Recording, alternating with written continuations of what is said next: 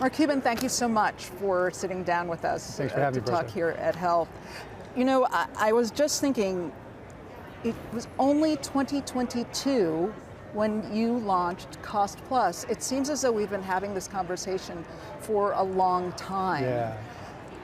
So much has happened in those 3 years. Where do you feel you are? Are you where you thought Cost Plus would be? Honestly, from the day we launched with 111 medications, we're so much further than I ever expected. The response has just been through the roof, and realize we don't spend a nickel on advertising or marketing. It's all word of mouth. And we've helped millions of people. And so we're much further along than I expected. The impact on the industry is much greater than I expected. The growth and the demand for us to do more, from corporations to, and the partnerships we have with transparent PBMs is much more than I expected. So things are going good. I mean, it's up and to the right and continuing to grow. You essentially launched this in a way as a shot across the bow at the PBMs. Yep. And in the last 3 years, we have seen so much discussion about this, whether it's hundreds of bills on Capitol Hill to try to reform PBMs, none of them that have moved forwards. Also a couple of hundred across states as well. A few of them have gone forward, but they've been blocked by the courts at this point. You've seen the PBMs themselves offer more transparent models. They pretend to offer a transparent model. I was talking to a CEO of a company the other day, and I said, here's the test. Go to your PBM and say, look, we want to add Cost Plus drugs to our network. And if Cost Plus is cheaper for a given medication, we'll use them. And if you're cheaper, you're the big company, we'll use you. So they went to their PBM, and they came back to me and said, good news, right? They have this product, and they said, if Cost Plus is the cheapest price, we'll use them. And I said to them, we've never had a conversation with them. We're not part of their network. They're lying to you. They're misleading you. They're overcharging you.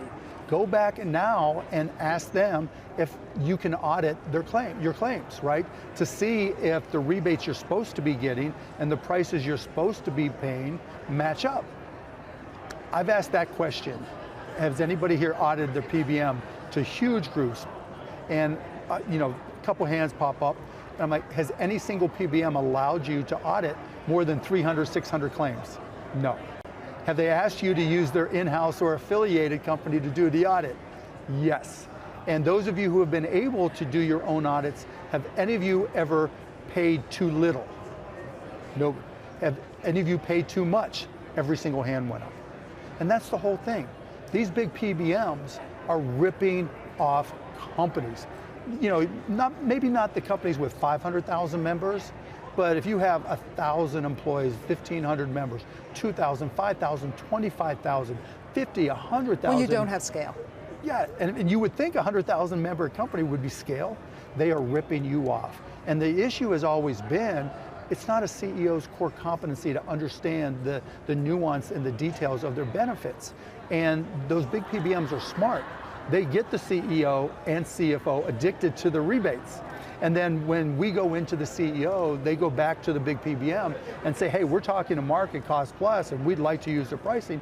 So what do the big PBMs do? They increase the rebates, right? They're playing that game now. But slowly but surely that's changing. CEOs don't like to realize they're getting ripped off, and that's exactly what's happening in this industry. It's interesting that you talk about it. I have this fact sheet from one of the big PBMs where they literally take you on and say, for example, atorvastatin, they sell it for 40% less. Right, because we're mail order, right? So they include the $5 for shipping and $5 for the PBM. So look, there's going to be prices where they're really inexpensive, $5, $6 drugs, where we're not the cheapest. And that's okay. We still carry them because if you're ordering a imatinib where they want to charge you $700 and our price is $34.50, you might get your metformin from us, you might get your any of the other drugs. And that's fine. I mean, Walmart offers 100 drugs for $4. We're not going to beat them. Amazon, if you're paying your $5 a month plus your Prime fee, we're not going to beat their cost per month. That's okay, right? But anything $30, $40 or more, anything that's on a specialty tier. So if you're a CEO and your plan has a specialty has a specialty tier for drugs, you are getting ripped off. Guaranteed, end of story. And none of those drugs are specialty drugs. That's where we save patients the most money. That's where we save customers and employers the most money. But yeah, when they come back and say, boy, this $8 drug, you're $11 and we're $8. That's not, we're not trying to disrupt that. The delta of $3 one way or the other isn't changing anybody's life. But when I get emails saying, look, my father had this cancer medication that they were going to charge $900 for, and your price was $21, that's where we win all the time. And when that same PBM that just gave this to you, right, turns around and charges those insane, usurious fees to a patient, right, or when they're part of Medicare Advantage programs, or they're part of Part D programs, and you would think they're going to be less expensive, but they're not, because they'll charge you a co-insurance because it's on a specialty tier of 20 or 25% of a retail price. That's enormous. So even your Medicare Advantage plans will be more expensive for specialty drugs from them, even with you paying a high premium, than buying it just straight from cost plus drugs. Which is why one of the things I'm talking to legislators about is doing what there's Texas, Tennessee, and I think Arkansas, a couple other states, where if you send your receipt for buying from us or anybody, right, it'll apply, they have to apply it to your deductible. And I'm pushing to get that statewide. All this conversation. At this point, it's a cash price and people can't apply it for 5 states they can.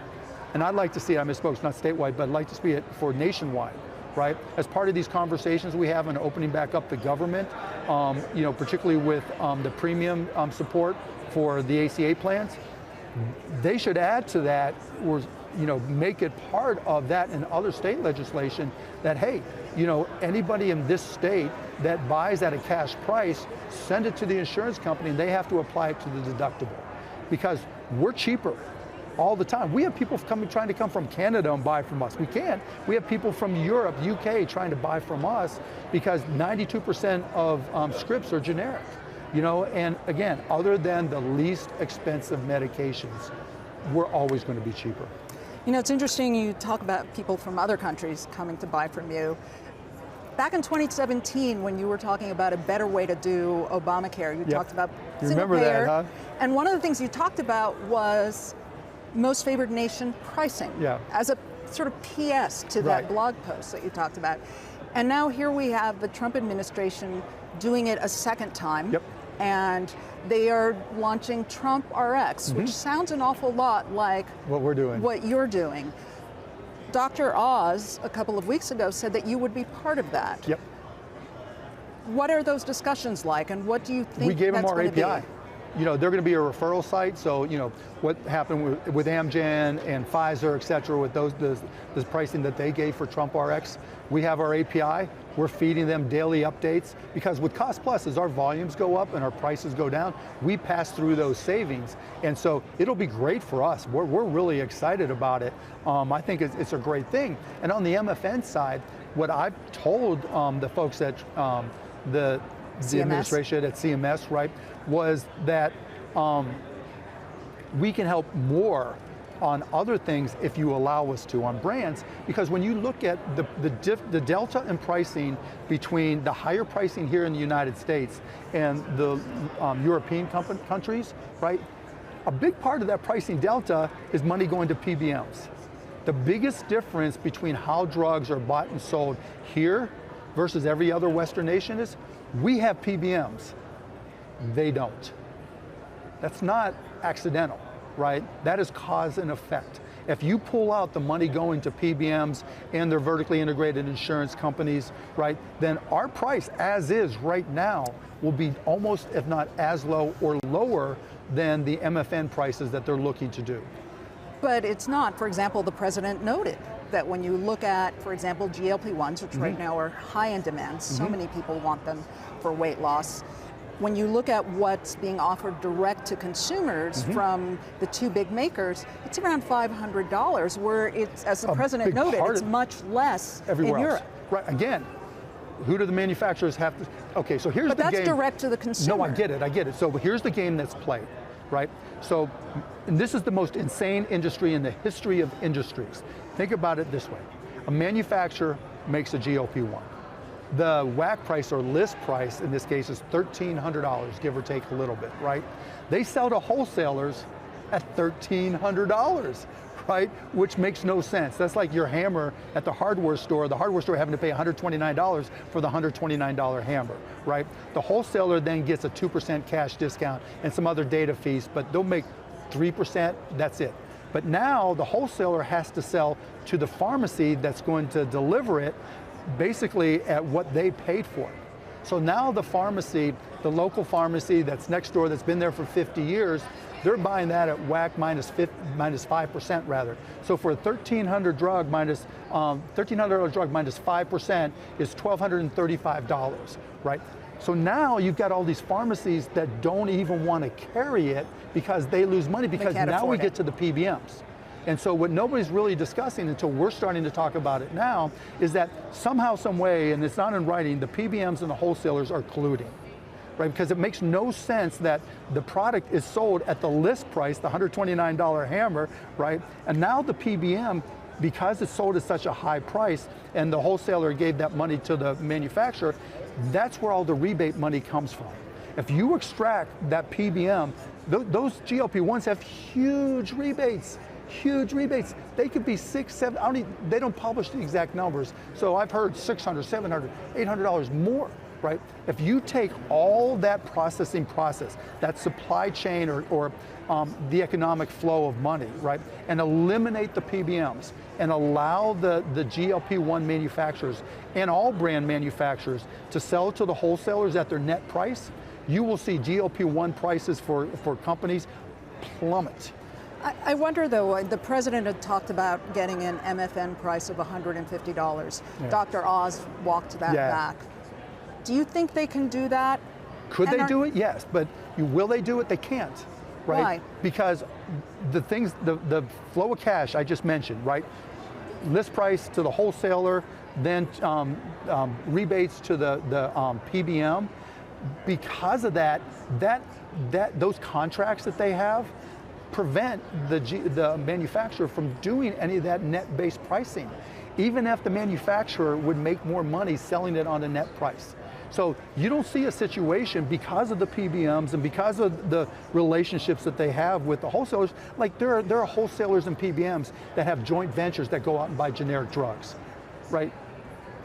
You have the wholesalers that own these things called PSAOs, the Pharmacy System Administration Organizations, that aggregate 5,000, 6,000 pharmacies. There's so many layers. Right, right. They aggregate 5,000 or 6,000 pharmacies and they negotiate for those pharmacies. But what they don't tell you is the wholesaler owns the PSAOs, and so they're negotiating with themselves, and the whole point tying that back to GLP-1s.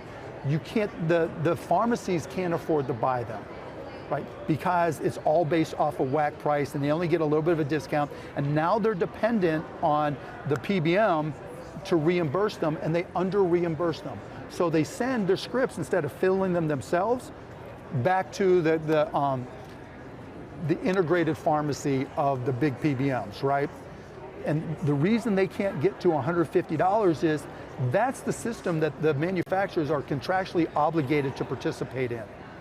If you were to say, if all of a sudden day one, the manufacturers were able to sell or required to sell at net price to wholesalers, then the wholesalers would act like, you know, the $129 hammer would be Keystone price at $64.50, right? And then they would just mark it up and sell it to the pharmacies. And now the pricing that was sent to the employers or direct would be lower. But because that's why where you saw the MFN pricing from Pfizer and others, and that's great for patients. I'm glad they did. It's a great move by Trump to allow that to happen, so I'm not knocking that. But they didn't use drugs that were often purchased on a cash basis, right? And a lot of that reason is because they can't, it won't work inside the PBM/wholesaler colluded system. And so the only way to do all this is to disaggregate it. And the shortest path to do that is either A, require manufacturers to sell to wholesalers at a net price, or B, don't allow PBMs to have a formulary. right? Disaggregate the formulary, because there's nothing special about a PBM when it comes to creating a formulary, but that's all their leverage, right? Because PBMs will tell you that they negotiate the lowest price. They don't negotiate price on brands at all. What they do is they auction off access to their formularies, which is why you saw one PBM kick off another one GLP-1, right? And limit it to just one of them, which makes no sense. You want your doctors making those decisions, not a PBM. So just aggregate formularies from PBMs, allow companies, allow Medicare, Medicare Advantage, the insurance companies, and even states, whatever it may be, to create their own formularies. They have all the doctors that they need to do that. And two, do net pricing. The manufacturers would actually make a lot more money. I mean, you would be stunned at the stuff that PBMs charge manufacturers. It's not just rebates. People talk about rebates, and it's not just the rebate GPOs where they game the system, right? Do you know what a rebate GPO is? So General Purchasing Organization. Right, but here's the way the big PBMs use them, right? So big PBMs, enormous companies, tens of billions of dollars in sales, if not more, right? You would think they would have the wherewithal to negotiate a rebate with any given manufacturer. Somehow something went wrong, so they created these new companies, right, called rebate GPOs. Two of them are based overseas, one's in the United States. And that rebate GPO is the company responsible now for negotiating with the big pharma brands. The only reason they do that is to have plausible deniability. So that rebate GPO then goes to the PBM and says, I negotiated 70% rebate, I'm only going to give you whatever the number, 50%. So now the PBM goes to the major employer and says, hey, we're only getting 50%, so I'm giving you a 50% rebate. And the employer, unless they're really, really big and mega and sophisticated, they're losing their 20% thinking they're getting a good deal. But wait, there's more. No. So now, like, you would think it's a good thing if Lilly and Novo got all their claims, right? Just to see about adherence and see if people are, what percentage of people are continuing to use it versus dropping off. Two things that PBMs do. One, they don't make the claims available to the manufacturer because they're the ones processing the claims unless they get paid a percentage of WAC, a percentage of list price, which could be 5 to 10%, which is insane. And if you're a corporation— There's basically middlemen on top of middlemen on top of middlemen on top of, and if you're a corporation, right, and you want to talk to Novo or Lilly to do a direct deal because you want wellness support with them, that's against your PBM contract. And I can go on for days and days with all the fees, all the charges. If you're a CEO of a company, here's what I'm telling CEOs, CFOs, and heads of benefits to do. Take your PBM and insurance contracts and put them through ChatGPT or Perplexity or Gemini or whatever you use, and just ask it, where am I getting ripped off? What is wrong with these contracts that I missed? Because every single one of them will have little, disclaimers. We are not a fiduciary. We're not fiduciarily responsible for anything you do, right? So they can't get sued under the ERISA Act. Two, they said there may from time to time be fees that we charge you for various things without specifically saying what those fees are. That's just ways of extracting more money. Three, there's the float, right? So they'll collect the rebates and then they won't pay back the rebates, but they'll make, like this company I was talking to, they're making them pay their pharmacy bill every week. And then there's chargebacks against them. So they're getting paid every week. The rebates they're holding for 6, 9 months. And then if you do anything they don't like, put aside when they do it to the pharmacy, but for the employer that has the contract with the PBM, if you do something they don't like, then they're telling you that we're going to not let you keep all those rebates, we're going to charge against them. And they do that for the pharmacies, they do that for the employers, and it's all the problem. You were very involved in talking about this whole PBM process in the last administration. You obviously did not support President Trump in the election. No. Have you been able to have discussions with people in the administration? They've got a guy, Chris Klomp, who's here somewhere. He's great, right? Chris is great. Dr. Oz has been great. I would tell the Biden administration all this stuff, right? It just wasn't important to them. Some people it was. CMS, they had some great people there, but it just didn't get to the top, right? This administration, completely different. I'm not saying I'm a Donald Trump fan now, but credit where credit is due. They are trying their best to reduce the cost of prescriptions and of healthcare and of insurance. Now, they know when I talk to them that all these things I just mentioned to you are the core issues. And what they're doing with TrumpRx will help, but it's just superficial, right? It's not going to change the game and change everybody's lives, right? But at least I give them credit for trying. So you have had discussions with Dr. Oz? Briefly, yeah, a couple of them. You know, we had a couple conversations real briefly, and then he put me onto his people who know this stuff cold.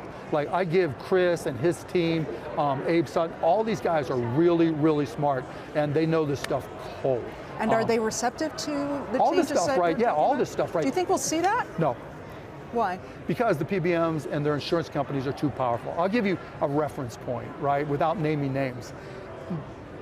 One of the largest insurance companies, you know, the multi-$100 billion ones, have 2,600 plus affiliates and subsidiaries. They have intercompany transfers of $161 billion. That's 0.3% of American GDP. It's just gaming the system. The healthcare industry is so easy. It is the easiest industry I've ever tried to disrupt. The doctors and hospitals do their best to provide the best care possible. The only questions are, one, how much does it cost? Two, how do you pay for it? And three, who takes on the risk of payment? That's it. Everything around that, of the $4.9 trillion in this industry, is an arbitrage. Everybody trying to take a little smidgen here, a smidgen there, because a smidgen of 5 trillion is a big smidgen, right? And that's why, like, I can go on for days with this stuff. Like, if you look at insurance companies, like when you make a choice in your plan. But do you feel like we're on a path to maybe a big disruption? Yeah, I'm going to make sure we are, right? Because, again, the reason this industry is so easy to disrupt, when I talk to a CEO and give them my experiences, because I was just as big a dumb idiot, you know, when I did my stuff for my companies all these years, right? And you say, look, I understand this isn't your core competency, but I'm going to make it so that your employees and the members and their families get better support and better service, and I'm going to save you money. Would you be interested? Nobody says no. Everybody says yes. No. And then it's just a question of getting the people underneath them to follow through, right? That's the hard part, and that takes time, right? But I'm not going anywhere, right? I got all the money I need. The idea of me screwing up the healthcare industry, that's better than putting your name on a building. That's better than anything else, because there's nobody in the history of everybody in this country who likes the way the cost of healthcare is and the cost of medications are. Mark Cuban, thank you so much for this. Appreciate you letting me go on and on and on. Terrific. I appreciate it.